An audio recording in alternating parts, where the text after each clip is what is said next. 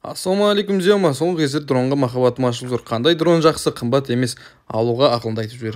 Егер дрон алғың келсе, саған беретін кеңесім бірден қымбат дрондарға жүгірудің қажеті жоқ. Қазіргі кезде түрлі сайттардан қолданылған дрондардың ішінен қарайтын болсақ, сен үшін ең бюджетті және де бағасына тұрарлық, сапалы түсіретін, алыс қашықтыққа ұшатын және де батарейкасын көп уақытқа шейін жететін дрондардың бірі ол Mavic Air 2. Mavic Air 1 емес, 2, бірге жолаушы болмаңыздар. Mavic Air квадрокоптері 4К 60 кадрға шейін түсіреді. Егер гиперлапс түсіретін болсаңыздар, шатаспасам 8К-ға дейін түсіреді.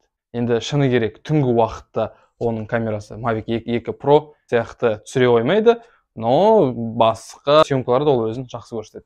Ал енді ақшаңыз болып жатса, әрине Mavic 2 Pro алсаңыздар да болады, Mavic Air 2S алсаңыздар болады, немесе енді бюджет жетпесе, сіз ойланбай Mavic 3 алсаңыздар болады. Желательно Mavic Mini 1, Mavic Air 1-ші поколение, Spark деген сияқты арзан дрондарға сіздерге жоламауға кеңес беремін. Себебі егер де сізде тағы да сұрақтарыңыз болса, комментарийға жаза кетіңіздер. Мен сіздерге келесі бейнероликта жауап беремін. Подписка басып, айтуға ұмытып кеттім. Артта көріп тұрған кадрларыңыз Mavic Air 2S дронына түсірілген. Егер де толық нұсқасын көреміз десеңіздер, менің профилімде YouTube-қа сілтеме тұр.